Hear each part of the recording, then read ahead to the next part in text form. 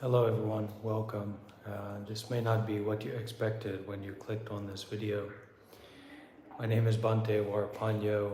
I'm an American Buddhist monk currently in Bodh Gaya, India, and I am a meditation teacher, and my work is to assist people and support people in connecting with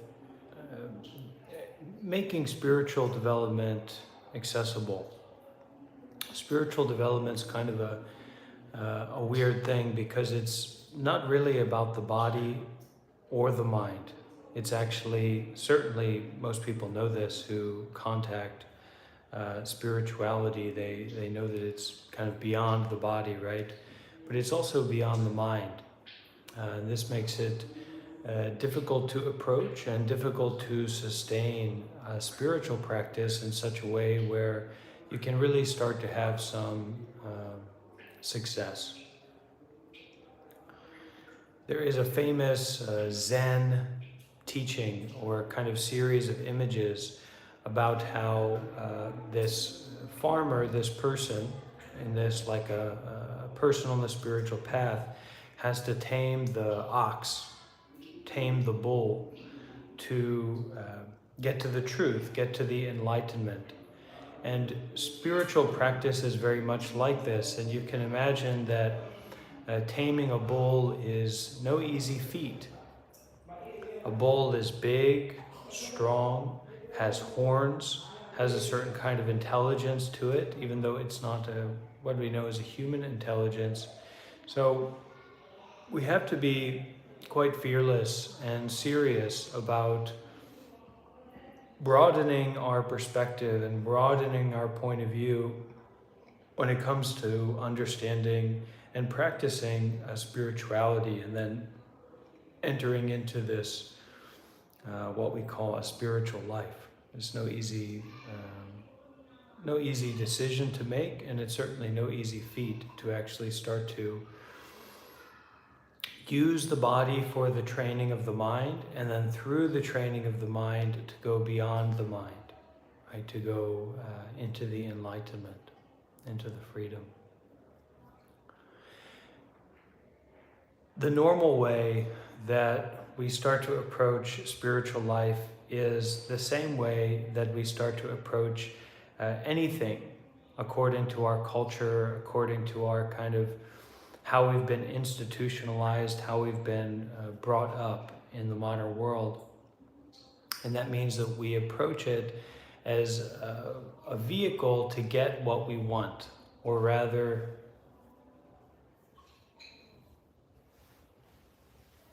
a ways and means to be free from what we want to avoid, right? From what we want to get rid of. This leads to a kind of spiritual consumerism or a spiritual capitalism, where most of our practice and our path is about buying into ideas, buying into concepts, buying into people, right? And this is something we have to be very mindful of, this tendency and this approach. Because what we're fundamentally doing in spiritual training, what we're developing, what we're cultivating, what we're empowering, is on one hand, mindfulness. Mindfulness is the awareness of not something in particular, but everything. Mindfulness is the awareness of everything, moment by moment by moment by moment, and that's a big task. But you can immediately, the spiritual path is accessible. It's not this big, complicated, convoluted thing. The work to do it is very difficult, but it's not complicated so much. If you rub your fingers together like this, even without rubbing your fingers together, you can sense that things are happening, or there is a happening, like seeing, like hearing, like breathing. And mindfulness is to be aware of what's happening. And it's to be aware of what's happening in such a way that we aren't making judgments, We aren't picking and choosing. We aren't discriminating. And we're not chasing, we're not pursuing anything, right? It's just that awareness itself. The habit energy in the mind and the habit energy in the minds of the people around us and in the society is not really about mindfulness. It's more about grasping or aware of something and then get that thing or involved in that thing. And when we're very involved in something, when we're very involved in someone, when we're very involved in some line of thinking, it's very difficult to just be aware. We kind of lose our awareness with involvement. So the mindfulness is one major part. And the second major part is detachment. Detachment is to be able to sustain uninvolvement. And in the face of involvement, to step back. And in that stepping back, we even have to step back from the stepping back itself. That's a real detachment. This is kind of where the mindfulness and detachment come together. But where you may encounter this in your practice is that firstly, you're trying to practice mindfulness. You're trying to practice to just be aware. But then there's a feeling of pain, or there's a very important thought, or there's a situation that comes up in your life, whether with the body or the mind of yourself, or the body and minds of the others, right? So detachment is the way that we untangle or unlatch or open up the lock of that grasping.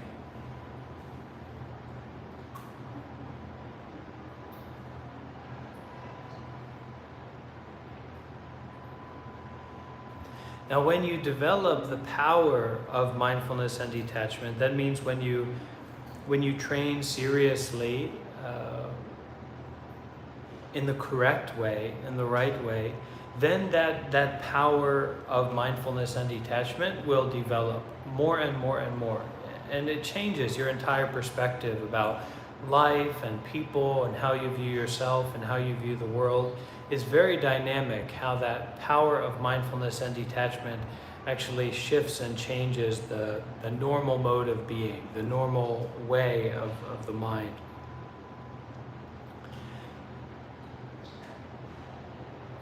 So we should all endeavor to practice mindfulness and detachment as seriously as possible, through meditation and just doing your best to be as serious about that as you can.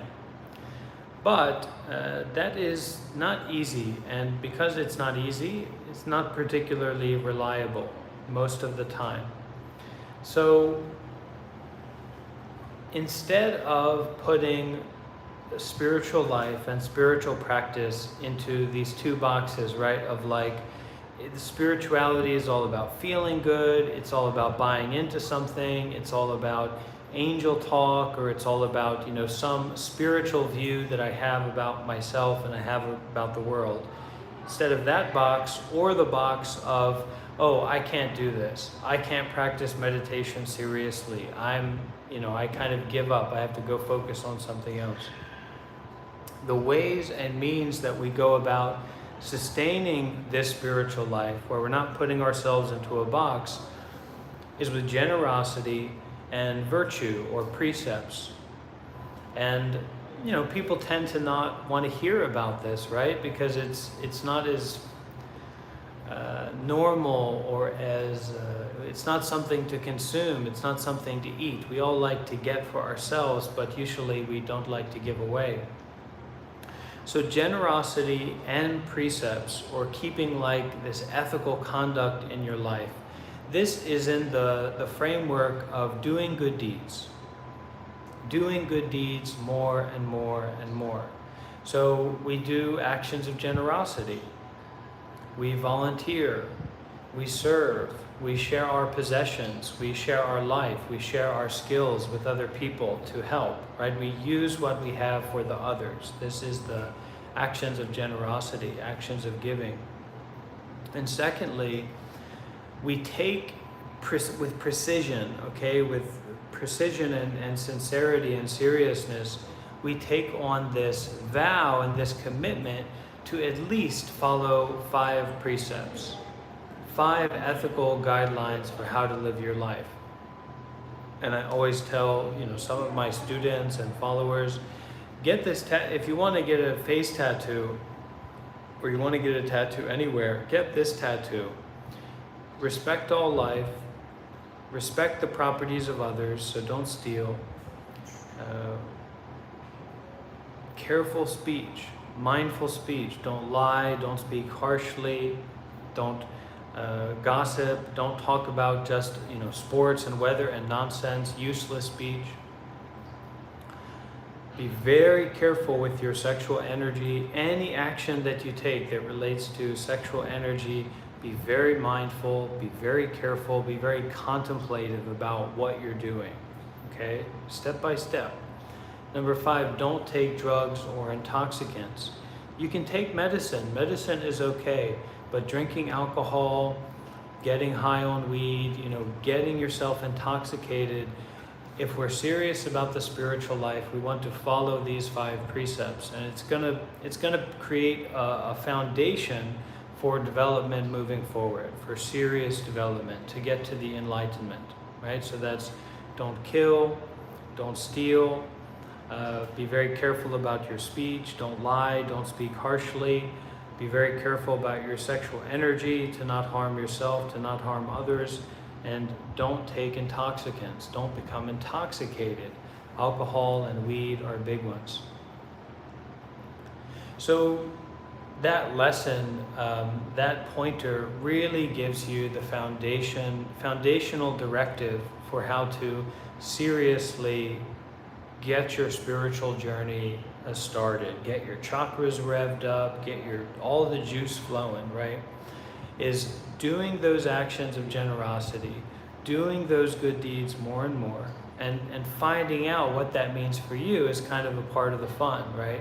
What does it mean for me to be generous? What does it mean for me to volunteer? What does it mean for me to serve? How can I do that? And doing that concerned with the Buddhist community, or doing that concerned with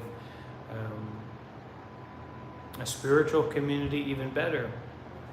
But a lot of spiritual communities don't have any idea what they're talking about. A lot of spiritual teachers don't have any idea what they're talking about. And then following those 5 precepts, you're setting up the groundwork for success. And from that foundation, that's where we get into the bhavana. That's where we get into taming this ox, this habit energy of mind, this energy of ignorance and attachment, right? Ignorance means not having the enlightenment, not understanding the truth. And the attachment means we're always getting stuck on things. We're always getting stuck on our desire. We're always getting stuck on our fear. We're getting stuck in these thoughts and these identities and the judgments of others. Constantly getting stuck and constantly not knowing about the truth.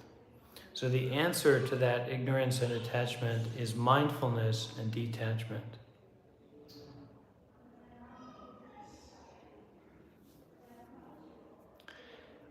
Spiritual development is not something that we can buy. It's not something that we can consume. Spirituality, Buddhism, is a practice. And we have to deal with that within ourselves. You can't think your way into non-duality. You can't think your way to enlightenment. It's not about thinking. It's beyond thinking.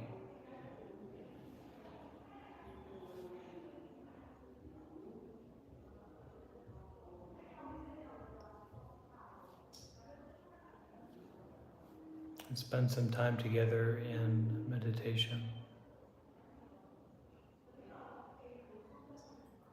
Closing your eyes gently.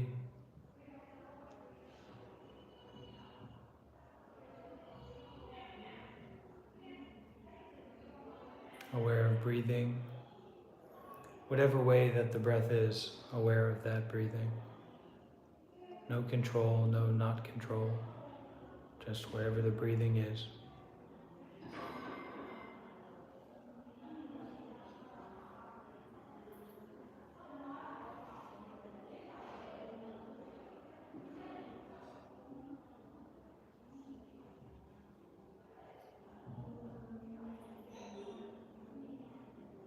Mindful, so that is aware, practicing mindfulness.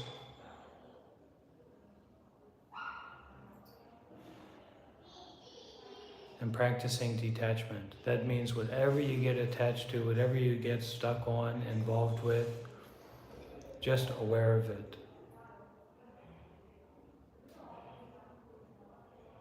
De-judge.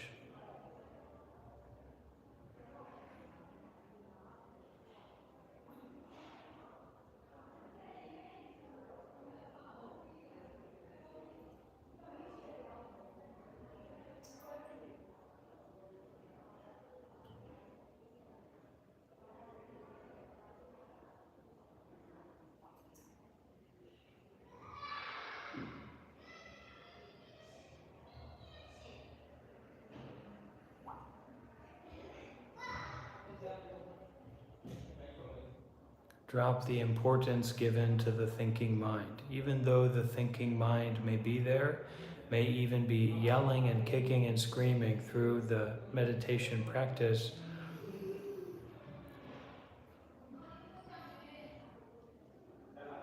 not so much importance given to those thoughts, those perspectives, those positions, those ideas. Just aware, just in this moment, a moment of awareness, the action of a moment of awareness, the action of mindfulness.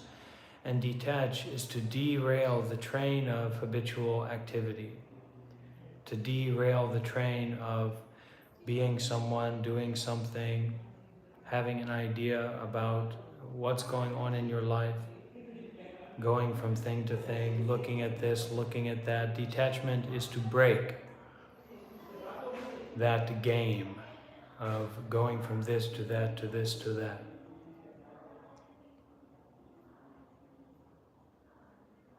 Open the heart, open the body, open the mind to this moment. To this moment, this piece of everything.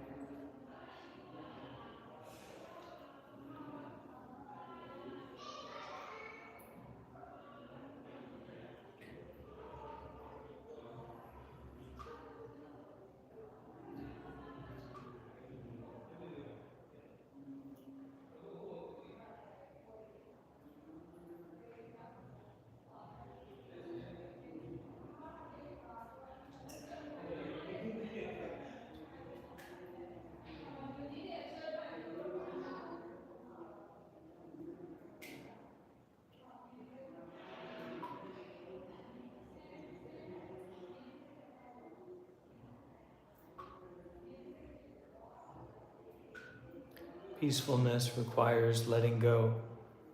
And to let go, you need to first become aware of how tightly you're hanging on.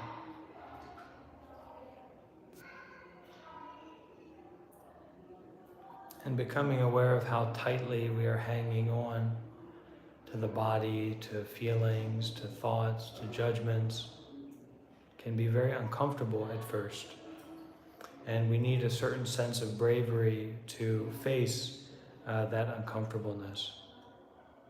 We have to dare to be with that uncomfortableness long enough to let go of it, to see that it is something that can be put down,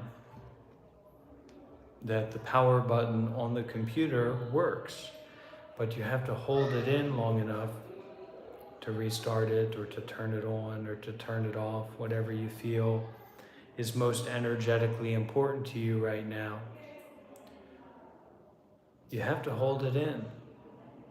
Even it may be a good technique for some people who are kind of constantly in this TikTok scrolling mentality or music listening mentality. When you show up to the meditation like this, kind of spontaneous meditation situation, just take a deep breath.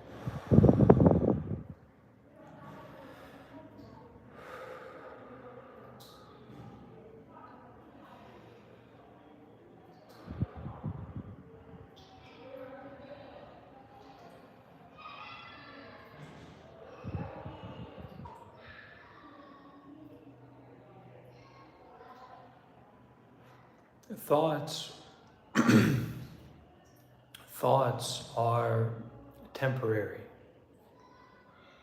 and the body is temporary. In Buddhism, we know about this, and the Buddha talked about this, right? All formations are impermanent. All formations are impermanent, and that's a big thing. But firstly, let's look at thoughts, for example. All thoughts are impermanent.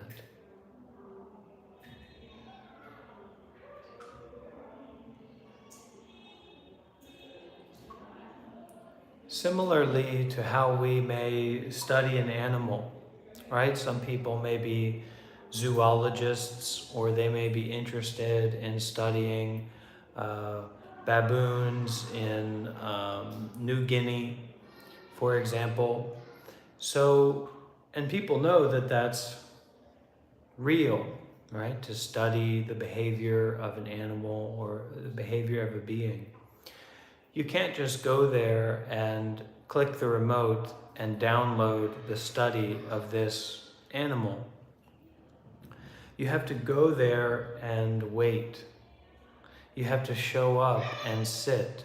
And it's very likely, if you're on the frontier of studying this new animal that for whatever reason is important to you, you shouldn't expect that that animal's natural habitat is a condo in Seattle. It may be in the jungle, it may be hot, it may be humid. There may be stinging bugs. It may be quite difficult in that environment. So the mentality of meditation, serious meditation practice, is also the same kind of mentality as studying a new species or studying an exotic animal.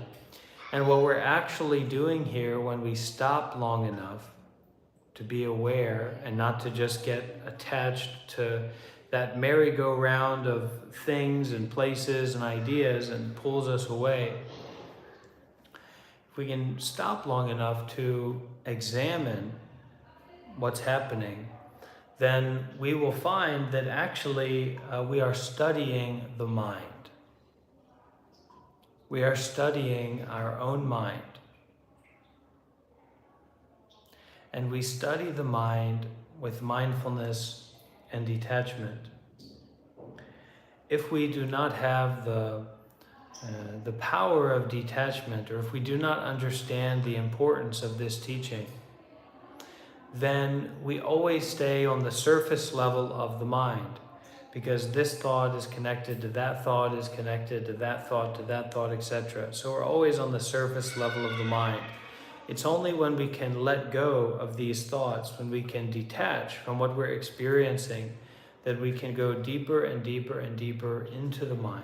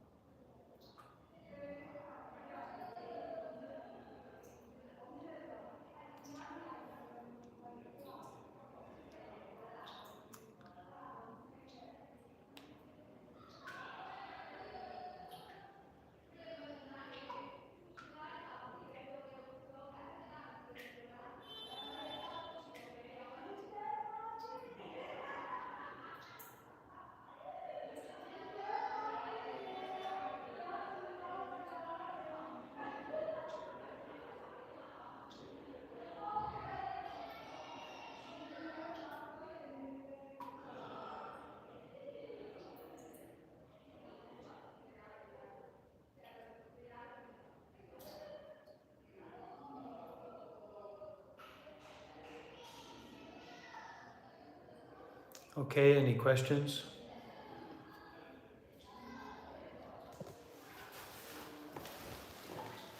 Or any sharing experience about how everyone's practice is going? If anyone wants to share?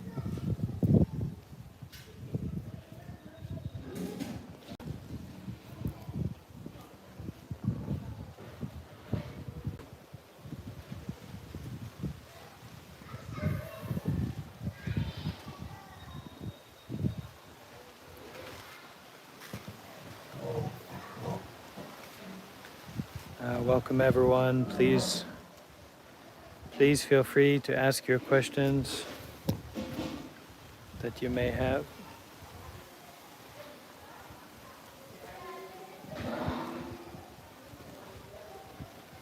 Or just share your experience. Let me know how your practice, let everyone know how your practice is going.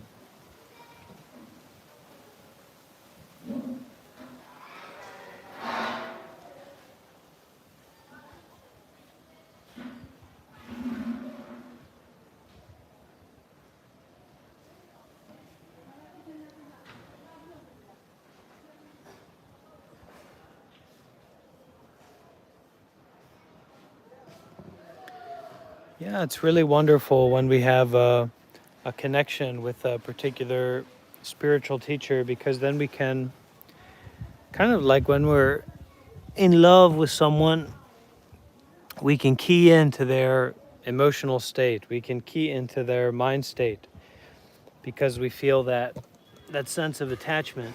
Now, when it gets into things like romantic love, that very oftentimes is not a very healthy form of attachment. Oftentimes has connections with um, our biological desires and things like that, and that's not. We don't want that to be the leading edge of how we live our life. I was just listening to a clip by Sadhguru where he was talking about that, and it's very true. Especially as a monk. But if we have that attachment to a real spiritual teacher, if we have that attachment to the Buddha, or have that attachment to the Buddha, the Dhamma, and the Sangha, that is a reliable way that we can stay on the path, we can stay connected with what really is essential to stay connected with, what levels us up, what develops us on the spiritual path. The deeper we go, the more we can grit our teeth and enter into that suffering with mindfulness and detachment, concerned with the Buddha, the Dhamma, and the Sangha, practicing generosity, staying with our precepts, our virtue. That's how you get real power, real success, real development.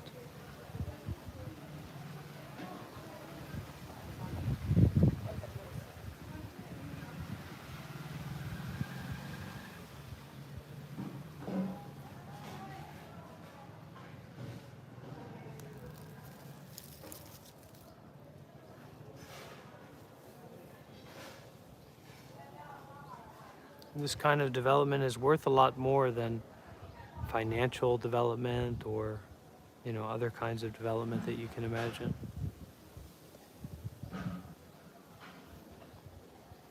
A Buddha doesn't follow anything, but being a Buddha is like the pinnacle of the spiritual path.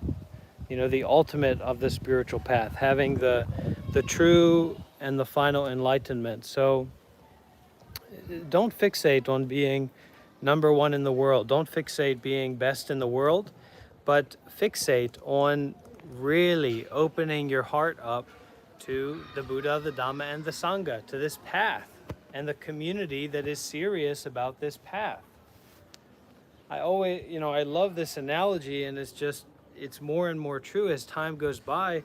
It's just like arm wrestling, but it's an arm wrestling that anyone can do. You don't have to be a man to be really successful in it. But if you're serious about arm wrestling, you're serious about strength and skill. And the best thing that you can do is stay connected to the community that's also serious about that. Now, because let's say the spirituality tends to be more in the realm of our mind, it's not so easy to determine, who's the real deal, who has some success, some spiritual power, and who's just, another phony running around. And that's why it's so important that we sacrifice. It's so important that we take this path really seriously, because then we know through our own serious practice who else is serious about all this, who else is really showing up to work and showing up to practice in the way that we are showing up to practice. But if you don't take it seriously, then you can't determine anything. And you won't be around serious people. we'll just stay in the realm of spiritual consumerism, spiritual materialism. And that's no good. That's not going to help anybody.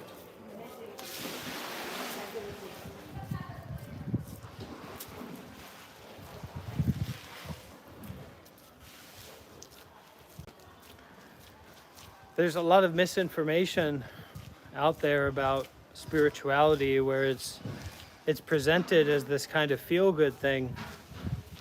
And partly that's true, but it's not completely true. Because one of the deepest advantages of Buddhist practice and spiritual practice is that everything falls apart. There's no landing zone. There's no comfortable zone. The only zone that you've got is the zone of more and more aware of what's happening right now. And a lot of what's happening right now, unless you're a Buddha, unless you're enlightened or something like that, is actually your ignorance and attachment. You're ignorant. You're attached. Your mind is impure, defiled. You're a mess. You're a demon. You're a monster. So, and not just that, but you're a weak monster. You're a weak demon. You're a low demon. So what I'm talking about here is that when we practice meditation seriously, when we take this spiritual path seriously, we're actually learning more and more about ignorance and attachment. We're learning more and more about what we do wrongly, the mistake that we make in the mind, the attachment that we have in the mind, and the ignorance that goes along with that, or the ignorance that attachment, that grasping originates from. Ignorance means we don't know about the truth. We don't know about the right thing to do at the right time. To be free, to not suffer.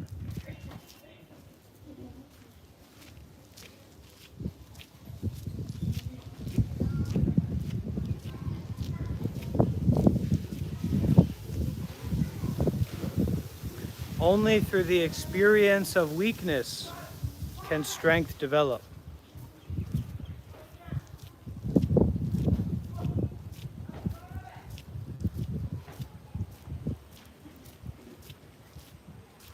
So get out there and experience your weakness.